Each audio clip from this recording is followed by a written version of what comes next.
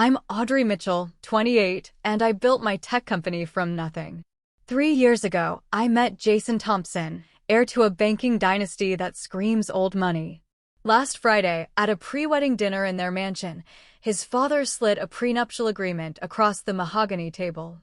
His cold eyes locked with mine as he delivered the ultimatum: sign it or the wedding's off. They had no idea that my $9 million net worth was about to change everything. If you're watching this, let me know where you're from in the comments and hit that like and subscribe button to see what happens when new money meets old entitlement. I grew up in a modest neighborhood in Seattle, where my dad worked as an engineer and my mom taught elementary school. We weren't poor, but we definitely weren't wealthy. My parents instilled in me the values of hard work, integrity, and independence. They scraped together enough to send me to college, where I majored in computer science with a minor in business. After graduation, while my classmates chased jobs at Google and Microsoft, I had a different vision. I developed a unique algorithm during my senior project that could revolutionize how small businesses handled customer acquisition. With just $5,000 in savings and a mountain of student loans, I started Mitchell Tech Solutions from my tiny apartment.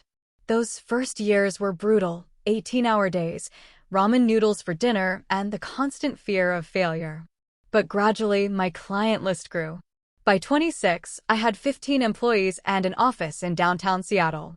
I met Jason at a charity gala 3 years ago.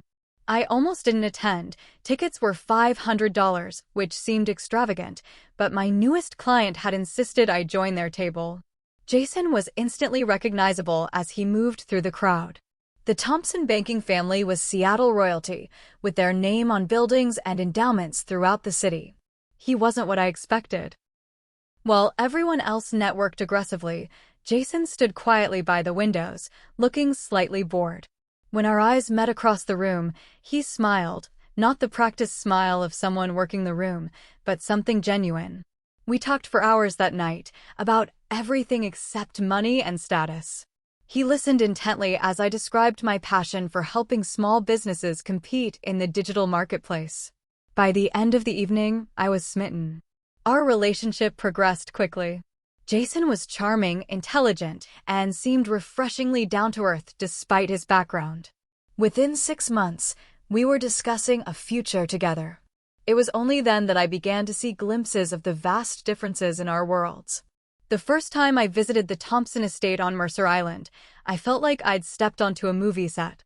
The sprawling Georgian mansion overlooked Lake Washington, with manicured gardens and a private dock. Inside, generations of Thompson portraits lined the walls, silent judges of everyone who entered. His mother, Evelyn, greeted me with a cool assessment barely disguised as a smile.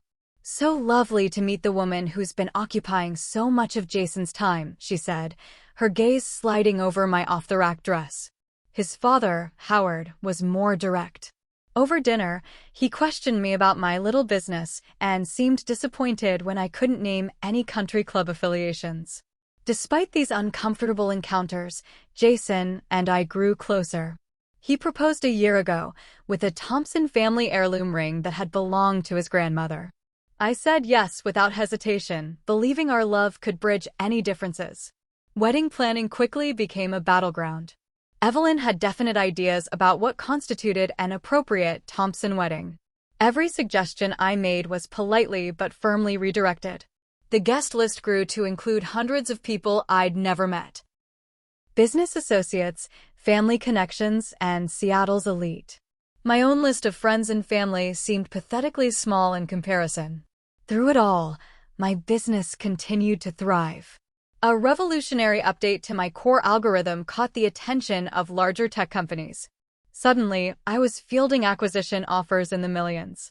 Last month, after a particularly aggressive round of venture capital interest, Mitchell Tech Solutions was officially valued at $9 million.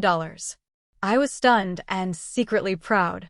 The girl from the middle-class Seattle neighborhood had built something valuable through sheer determination and intelligence. I didn't broadcast my success, partly because it was still sinking in and partly because I wanted to be sure Jason loved me for myself, not my increasingly valuable company. He seemed supportive of my career, though occasionally he'd make comments about how I'd have more free time after we're married, or ask when I planned to hand off the day-to-day operations. I brushed these aside as misunderstandings, believing Jason respected my passion for my work. As our wedding date approached, tensions with his family increased. Small comments became more frequent. Of course, you'll move into the Thompson estate after the wedding, or I assume you'll join the foundation board once you're a Thompson. Each assumption chipped away at my confidence that I could maintain my identity in this family. Jason assured me everything would work out, but I noticed he rarely contradicted his parents directly. Which brings me to last Friday night and the pre-wedding dinner that would change everything.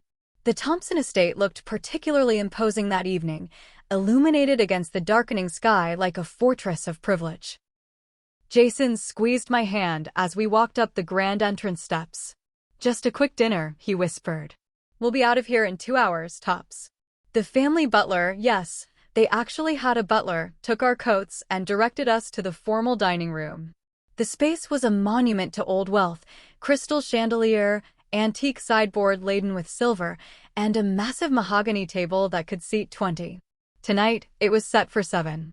Howard and Evelyn Thompson sat at opposite ends of the table, power positions that allowed them to control the conversation. Jason's older brother Michael and his wife Diana were already seated, cocktails in hand. Michael had followed the prescribed Thompson path, Ivy League education, joining the family bank, marrying the daughter of another prominent family. Diana acknowledged me with a tight smile that never reached her eyes. Jason's younger sister Amanda arrived moments after us, bringing a momentary lightness to the room.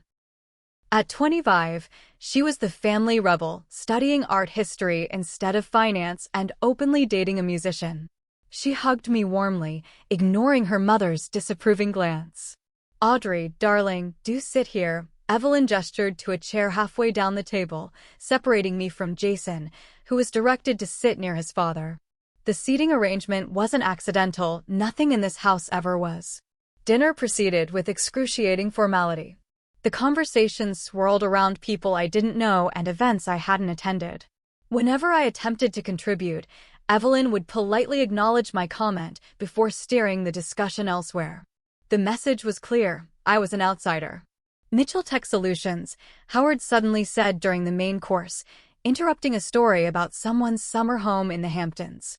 "That's your company, correct? Jason mentioned you've had some success." All eyes turned to me. "Yes," I replied, keeping my tone modest. "We've grown steadily over the past few years. Small business technology, isn't it? Websites and such." Howard waved his hand dismissively. "We develop proprietary algorithms for customer acquisition and retention," I corrected gently. "Our focus is helping small and medium businesses compete with larger corporations in the digital marketplace." "How charming," Evelyn interjected. "A little entrepreneurial project. But of course, after the wedding, you'll have so many new responsibilities. The Thompson Family Foundation alone requires considerable attention." "I plan to continue running my company after we're married," I said, meeting her gaze directly. An uncomfortable silence fell over the table. Jason shifted in his seat, but said nothing. "Well, we can discuss all that later," Howard said smoothly. "For now, let's enjoy this excellent meal." The rest of dinner passed in a blur of tense smiles and superficial conversation. When the dessert plates were cleared, I thought we'd finally escaped.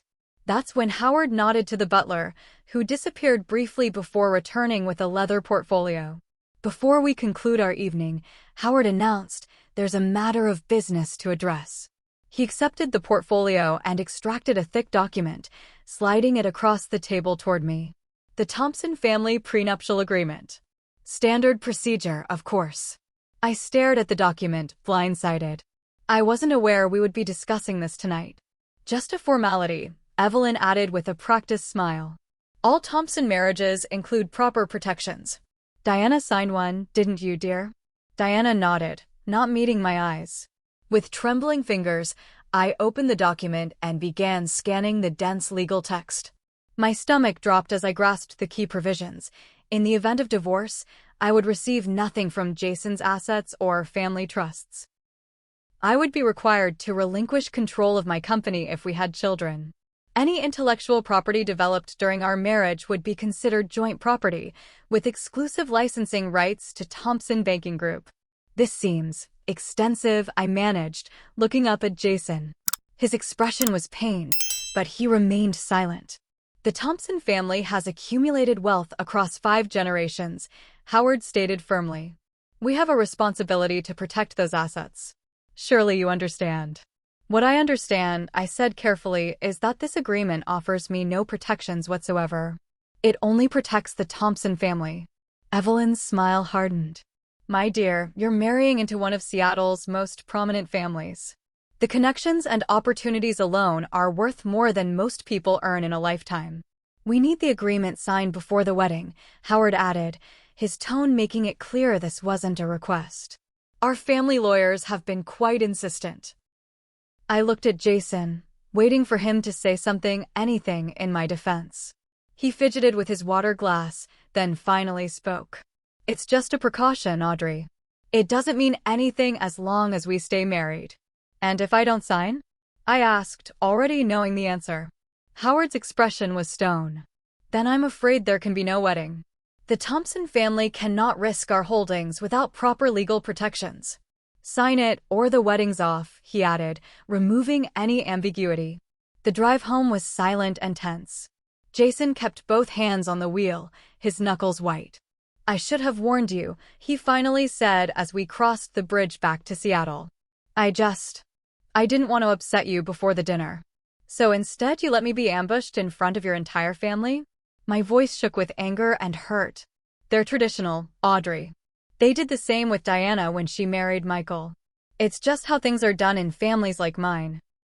Families like yours, I repeated. And what am I? Just some commoner who should be grateful for the opportunity to join the mighty Thompsons. That's not fair, Jason protested. You know I don't think that way. Then why didn't you stand up for me? Why didn't you tell them their prenup is completely one-sided? He sighed heavily. It's complicated. Family expectations, traditions that go back generations. That's not an answer, Jason. Look, he said, his voice taking on a pleading tone I'd never heard before. Can you just sign it? To make them happy? It doesn't matter to us. We're going to be together forever anyway, right? I stared at him, this man I thought I knew, and wondered who he really was. Take me home, I said quietly. I need to think. When we reached my apartment, Jason tried to come up with me, but I stopped him. Not tonight. I need space. As I watched his car pull away, I realized the Thompson family had no idea who they were dealing with. They saw me as a middle-class girl who'd lucked into their world, not as a woman who'd built a multi-million-dollar company through sheer grit and intelligence. They had underestimated me severely. And that was their first mistake. The next morning, I called my best friend Sophia before the sun was even up. They did what? She practically shouted after I recounted the previous night's events. Sophia had been my roommate in college and had witnessed the birth of my company from our tiny shared apartment. She knew better than anyone what I'd sacrificed to build Mitchell Tech. I need a lawyer, I told her. Not just any lawyer, someone who specializes in prenuptial agreements and isn't afraid to go up against old money. I've got you, Sophia replied without hesitation. My cousin Taylor Williams is exactly who you need. She specializes in high-asset divorces and prenups. She's a shark in a pantsuit. 3 hours later, I was sitting in Taylor Williams' downtown office, the Thompson prenup spread across her glass desk.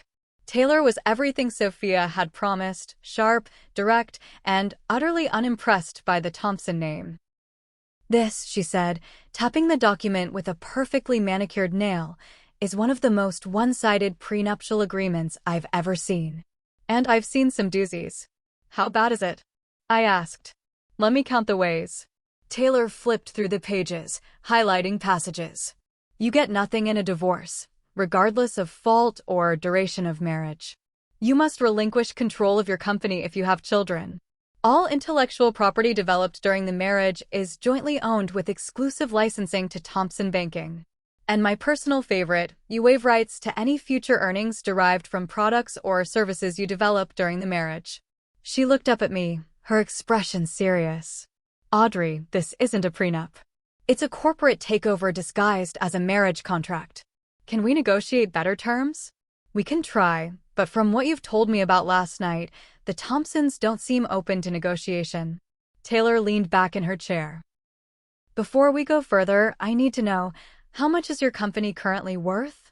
The latest valuation put us at $9 million, I said.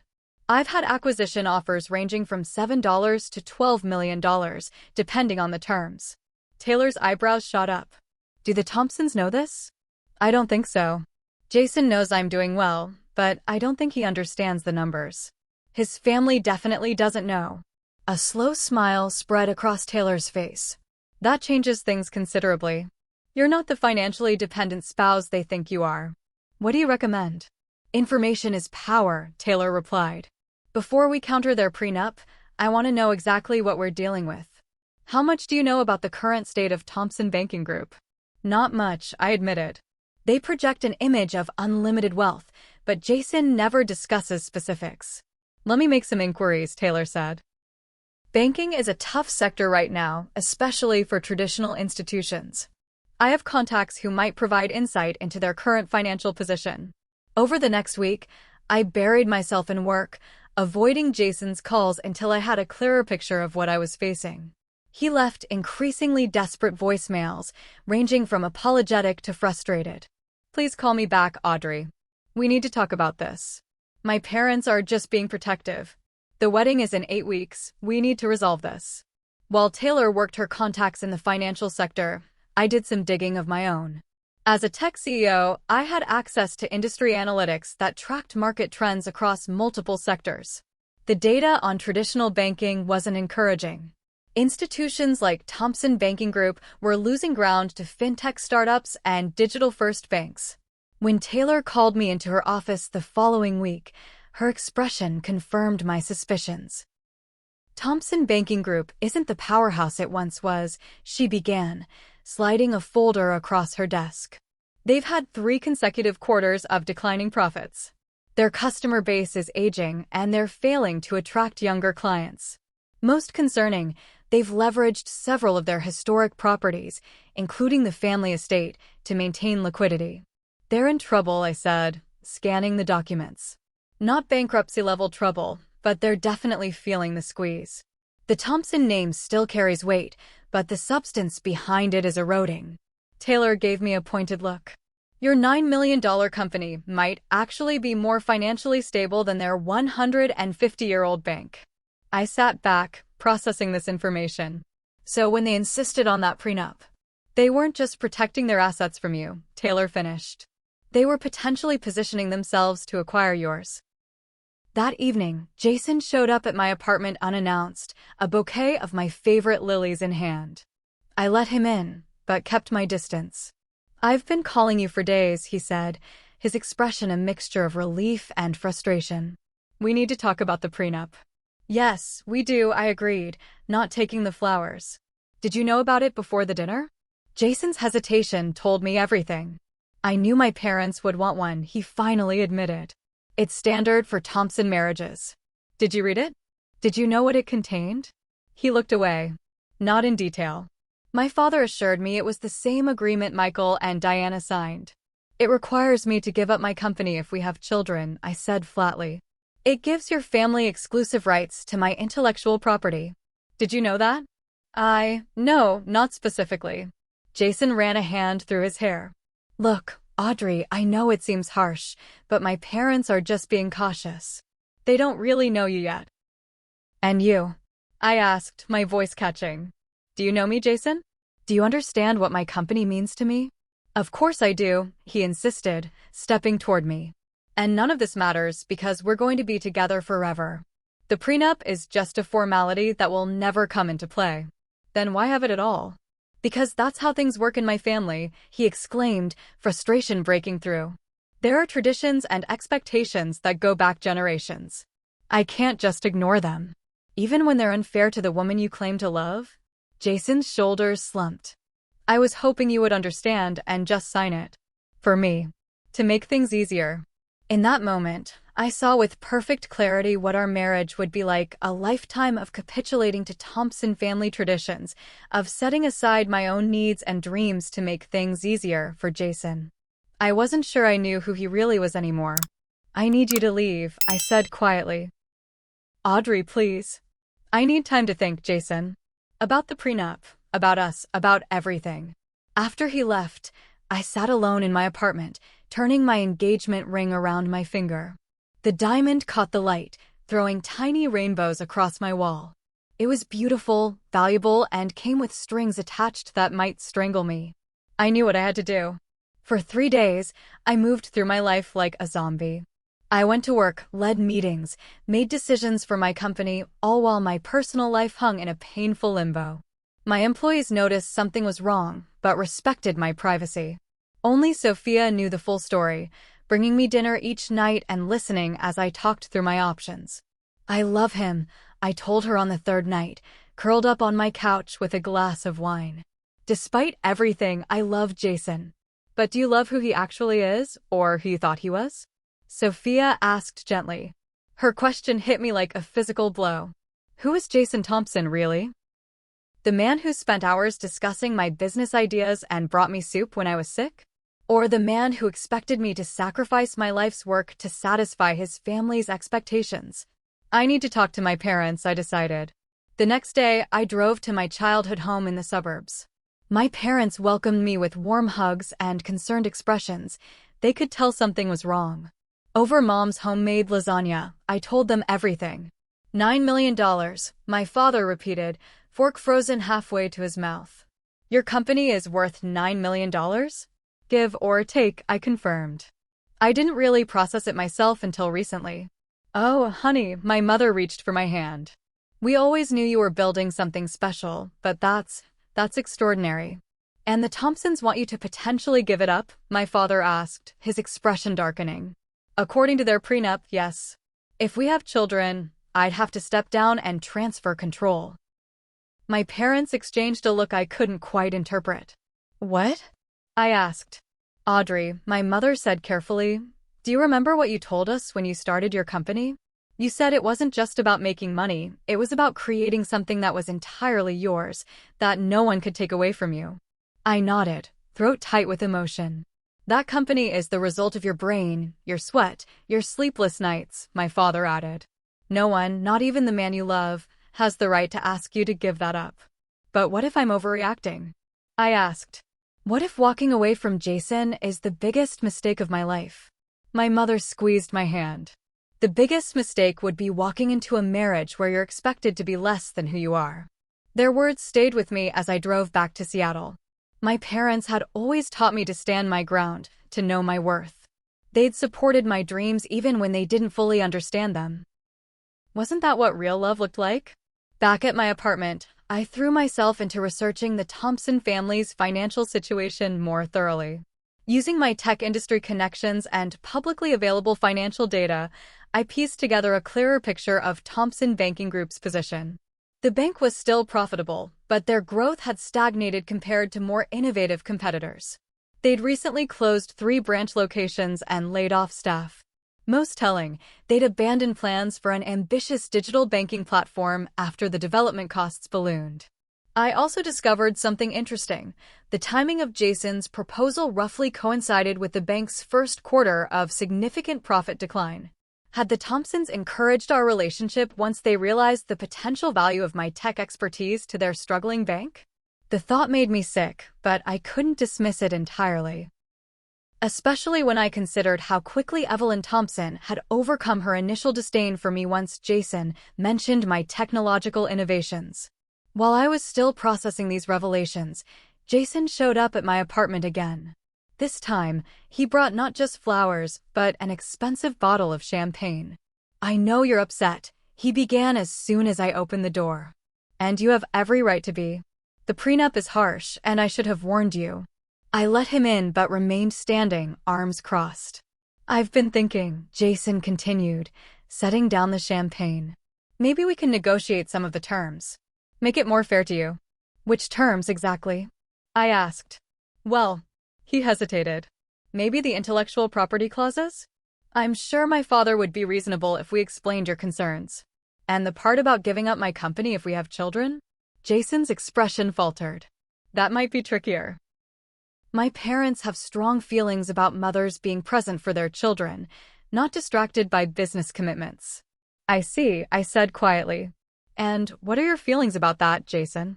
He didn't answer immediately, which was an answer in itself. I love you, Audrey, he finally said, reaching for my hands. We can work this out.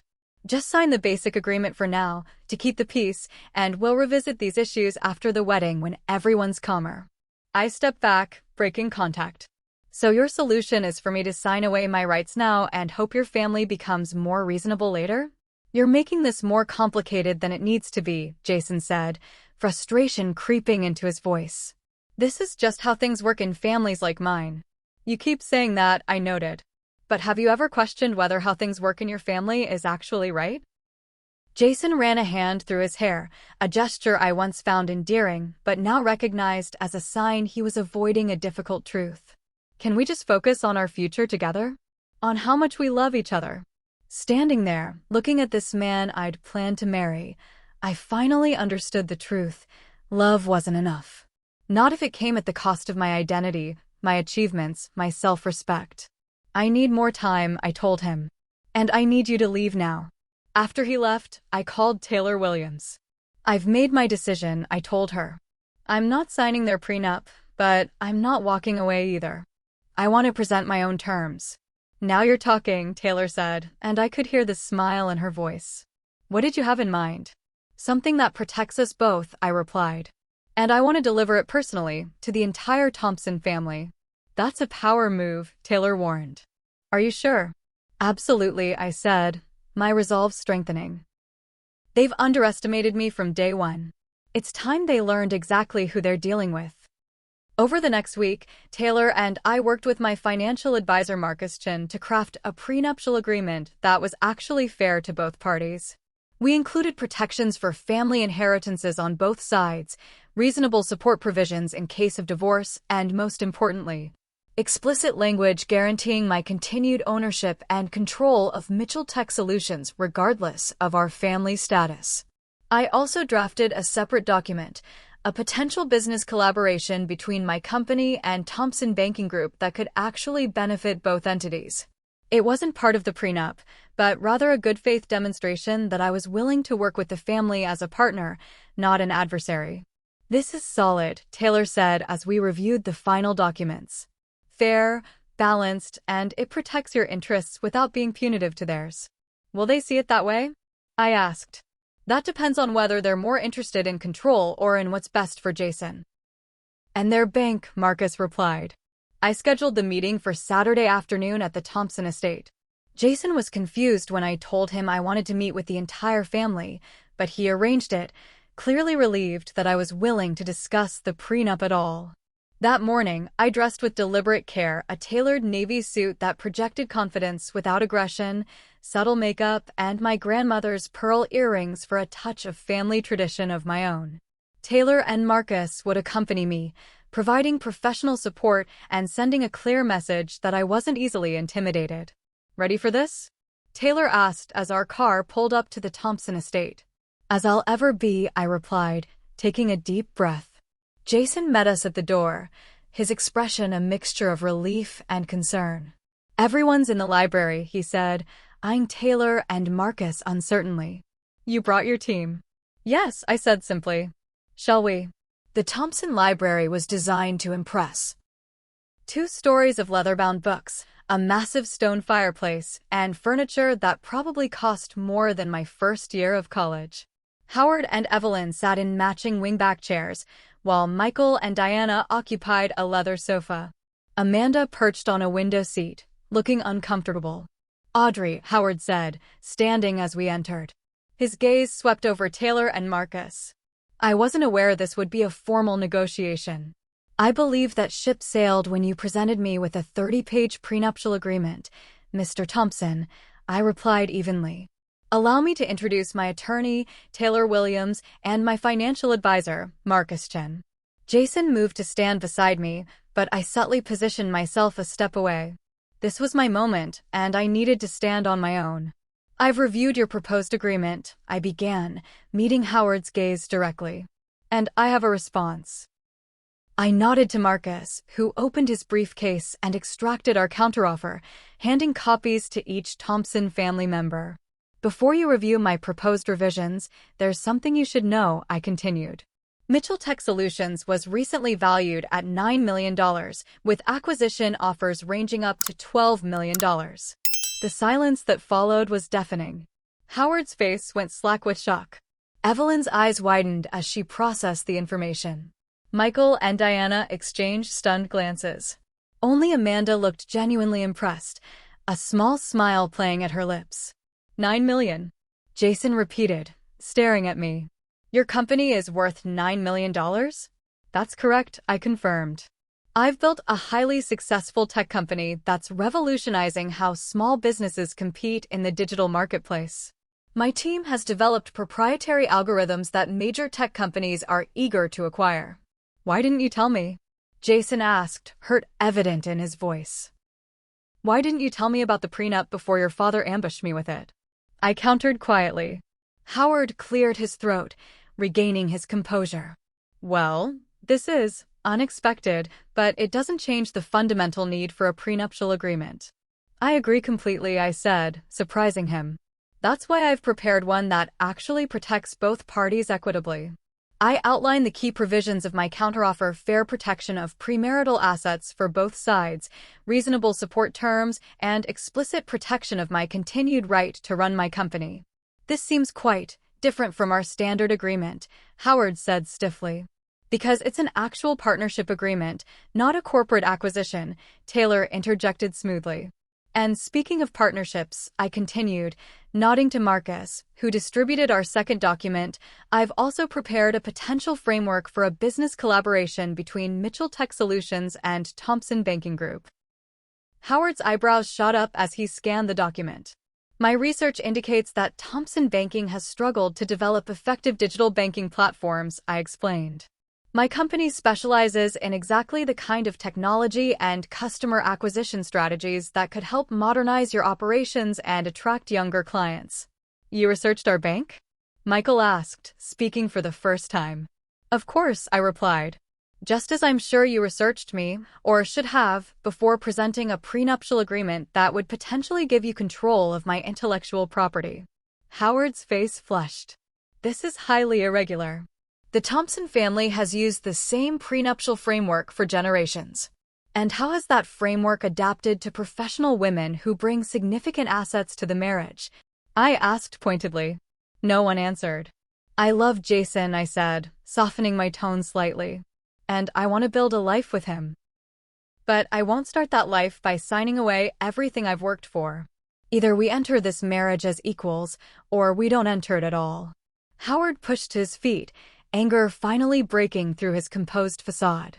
"I won't be dictated to by some nouveau riche girl who happened to get lucky with a tech startup." "Father," Jason protested, stepping forward. "Howard, please," Evelyn murmured, clearly uncomfortable with his outburst. I held my ground. "Mr. Thompson, luck had nothing to do with the success of my company.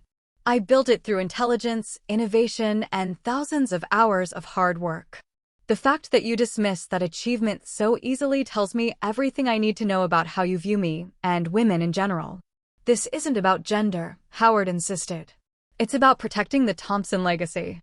"A legacy that's currently leveraged to maintain liquidity," Marcus observed quietly, glancing up from the financial reports he'd brought. 3 consecutive quarters of declining profits must be concerning. The room went completely still. "You looked into our finances?" Howard whispered, his face pale. "As I said, I did my research," I replied calmly. "Just as you should have done yours." "This is outrageous," Howard sputtered. "Jason, are you going to allow this invasion of our privacy?" All eyes turned to Jason, who looked torn between family loyalty and something else, perhaps a dawning realization. "Is it true, Dad?" he asked quietly. "About the bank's financial situation?" Howard's silence was damning. "We've faced some temporary setbacks," Michael admitted, stepping into the uncomfortable gap. "Nothing we can't overcome with the right strategy." A strategy that might benefit from Audrey's technological expertise? Amanda suggested, not bothering to hide her smirk. That's what this was really about, wasn't it? Jason said slowly, understanding spreading across his features. The prenup, the rush to integrate Audrey into the foundation. You wanted access to her company and her technology. Don't be ridiculous, Evelyn protested. We merely wanted to protect the family interests, as we've always done. But the damage was done. Jason turned to me, his expression stricken. Audrey, I had no idea. I swear. Your position is clear, Ms. Mitchell, Howard said coldly. I assume you understand that if you refuse to sign our agreement, there will be no wedding. I met his gaze steadily. My position is that I deserve the same respect and protection that any member of this family would receive. If that's unacceptable to you, then yes, there will be no wedding. Jason, Howard turned to his son. Surely you understand the importance of maintaining our family traditions. Jason looked from his father to me, conflict written across his face. Then, something seemed to strengthen in his expression. He walked to my side and took my hand firmly in his. What I understand, he said quietly, is that the woman I love deserves better than what this family has offered her. I support Audrey's counteroffer, Dad. It's fair to everyone. Howard's face reddened. This isn't how a Thompson behaves. You have responsibilities to this family. Yes, I do, Jason agreed. But I also have responsibilities to the woman who will become my wife. I've let you dictate terms for too long, allowed you to control aspects of my life that should have been mine to decide. That ends today. With that declaration, he squeezed my hand and led me toward the door. I glanced back at the stunned faces of the Thompson family, noting with interest that Amanda gave me a subtle thumbs up. Where are you going? Howard demanded. We haven't finished this discussion. Yes, we have, Jason replied without turning around. Review Audrey's proposal. If you decide you can treat her with the respect she deserves, we can talk again. We walked out together, followed by Taylor and Marcus. Only when we reached my car did Jason's confident facade crack slightly. Did I justify my father for the first time in 30 years? He asked, voice shaking. I believe you did, I confirmed, studying his face. Are you okay? He thought for a moment, then nodded slowly. Actually, I think I am. I should have done it years ago. As we drove away from the Thompson estate, I wasn't certain what the future held for us. But for the first time since the prenup ambush, I felt a glimmer of hope that Jason and I might find a way forward together as equals. The following days brought radio silence from Thompson Sr., but the family wasn't entirely united against us. To my surprise, Michael called me directly on Monday morning. That was quite a performance Saturday, he said when I answered. His tone wasn't antagonistic, more contemplative. It wasn't a performance, I replied. Just honesty. Well, it certainly shook things up around here. He paused. Look, Audrey, I've reviewed your business collaboration proposal more thoroughly. The technology integration you're suggesting could potentially address several critical challenges we're facing. I'm aware, I said, keeping my tone neutral. Would you be willing to meet with me, just me, to discuss it further? Purely from a business perspective, separate from the prenup situation. I considered his request. I'd be open to that under the right circumstances. We arranged to meet at a neutral location, a private room at a downtown restaurant rather than either of our offices. When I arrived, I was surprised to find not only Michael waiting, but Amanda as well. Hope you don't mind the addition, Michael said as I took a seat. Amanda insisted on coming. I wouldn't miss this for the world, Amanda grinned. You're the first person who's ever stood up to Dad like that. It was magnificent. Despite myself, I smiled. I take it he's still upset? Fuming, Michael confirmed. But also contemplative. You forced him to confront some truths he's been avoiding. About the bank situation? Michael nodded. We're not in crisis, but we're definitely at a crossroads. The banking industry is evolving rapidly, and we've been slow to adapt. Your analysis was uncomfortably accurate. Is that why you wanted to meet? To discuss the bank's challenges? Partly, Michael admitted. Your proposal has real merit. But I also wanted to apologize for not speaking up during that prenup ambush. Diana and I knew it was wrong, but But standing up to Howard Thompson isn't easy, I finished for him. No, it's not, Amanda agreed. Which is why what Jason did was so shocking. I've never seen him defy Dad before. How is Jason? I asked, trying to keep my voice casual. We'd spoken briefly since the confrontation, but he'd been staying with a friend, needing space to process everything. Confused, angry, but also different somehow, Michael said. More confident. He told Dad yesterday that he's taking a leave of absence from the bank to reassess his career options. My eyebrows shot up. Really? He never mentioned being unhappy at the bank. That's the thing about our family, Amanda said, stirring her coffee. We're not encouraged to express dissatisfaction with the prescribed Thompson path. Our conversation was interrupted by the arrival of an unexpected guest. Diana, Michael's wife, slipped into the room looking nervous. Sorry I'm late, she said, taking a seat beside Michael. I wasn't sure I should come, but I wanted to meet with you properly, Audrey. I nodded cautiously. Diana had always been polite but distant. I signed a similar prenup when I married Michael, she said quietly. Not quite as restrictive as what they offered you, but similar in spirit. I've always regretted not pushing back. Diana was a promising architect before we married, Michael explained, covering his wife's hand with his own. The agreement required her to limit her practice once we had children. And now I design guest houses for family friends instead of the commercial buildings I trained for, Diana said with a sad smile. Don't misunderstand, I love our children, but I could have been both a mother and a professional. That's exactly what I've been saying. Amanda exclaimed. Our family is stuck in 1950s gender roles, and it's absurd. The conversation flowed more easily after that revelation. We discussed my business proposal in detail, with Michael asking insightful questions about implementation and integration. By the time lunch arrived, it felt almost like a normal family meeting if families normally discussed digital banking platforms and API integrations. As we were finishing our meal, Michael's phone buzzed. He checked it and his expression grew serious. It's Dad. Apparently he's had some kind of episode. Mom's taken him to the hospital. The mood instantly shifted. Whatever our differences, this was potentially serious. Go, I urged. Family comes first in moments like this. They hurried out, leaving me alone with the remains of our lunch and conflicting emotions. I genuinely hoped Howard was all right, while also recognizing the complicated dynamics at play. Jason called me that evening. Dad's okay, he said, sounding exhausted. Stress-induced chest pains, not a heart attack. But it scared him, scared all of us. I'm glad he's all right, I said sincerely. The doctor read him the riot act about reducing stress, Jason continued. And it's made him reflective. He asked about you. About me. He wanted to know if I was serious about supporting your counteroffer. If I was willing to break with family tradition over this. And what did you tell him?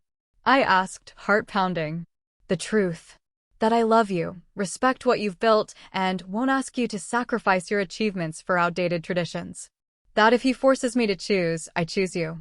Tears welled in my eyes. Jason. I should have said it from the beginning, he continued, voice thick with emotion. I was a coward, Audrey. Afraid to stand up to my family, afraid to break the mold I've been forced into my whole life. Watching you defend your work, your worth, it made me realize how much I've compromised my own identity to please my parents. Where does this leave us? I asked. I don't know exactly, he admitted. But I'm hoping we can figure it out together. As partners, not as a Thompson and his wife, but as Jason and Audrey, building something new. 2 days later, I received a call from Evelyn Thompson, inviting me to meet with her and Howard at their home. Jason offered to accompany me, but I decided to go alone. This conversation needed to happen without him running interference. Howard looked diminished somehow, sitting in his study with a cardigan instead of his usual power suit. Evelyn hovered nearby, clearly concerned. Thank you for coming, Audrey, Howard said formally. I believe I owe you an apology. I sat across from him, back straight. I'm listening. My behavior at our last meeting was unacceptable. The things I said were disrespectful to you and your achievements. He paused, clearly struggling. This health scare has forced me to reconsider certain perspectives. What Howard is trying to say, Evelyn interjected, is that we've been unfair to you. We approached your relationship with Jason as a potential threat rather than a blessing. You were protecting your family interests, I acknowledged. I understand that impulse. But protection shouldn't mean control. Howard nodded slowly. Michael has been singing the praises of your business proposal. He believes a collaboration between your company and our bank could be transformative. It could be, I agreed cautiously. We've reviewed your prenuptial counteroffer as well, Evelyn added. It's actually quite reasonable. The question is, Howard said, meeting my gaze directly, where do we go from here? Jason seems determined to forge his own path, with or without our blessing. He loves you both, I said. But he needs to be respected as an adult who can make his own choices. And you? Howard asked. What do you need, Audrey? The same respect. Recognition that what I've built matters, and that I won't abandon it. And understanding that if I join this family, it will be as an equal, not as an acquisition. Howard and Evelyn exchanged glances. We can work with that, Howard said finally. It won't be easy, old habits die hard. But we're willing to try. It wasn't a complete victory, but it was a beginning. As I left the Thompson estate that day, I felt cautiously optimistic that we might actually find a way forward, not just for Jason and me, but for bringing a traditional family into a more equitable future. 2 weeks passed in a whirlwind of negotiations, conversations, and reevaluations. I threw myself into work, using the focus of business decisions to clear my head. We were considering 3 serious acquisition offers, each with different terms and visions for the company's future. The numbers were dizzying, far beyond what I'd imagined when I started with $5,000 in my apartment. Jason and I maintained some distance, talking daily but giving each other space to process everything that had happened. He was serious about reassessing his career, even meeting with startup incubators to understand the entrepreneurial landscape. It was like watching him awaken to possibilities he'd never allowed himself to consider. I was reviewing term sheets in my office when my assistant announced unexpected visitors, Amanda and Michael Thompson. We come in peace, Amanda declared, flopping into a chair across from my desk. And bearing gifts of information. Michael, more reserved, took the other seat. We wanted to update you on family discussions before you hear a sanitized version from our parents. I'm listening, I said, setting aside my work. First, Dad has officially agreed to your prenuptial terms, Amanda said, with only minor tweaks that Taylor has already reviewed and approved. I raised my eyebrows. That's surprising.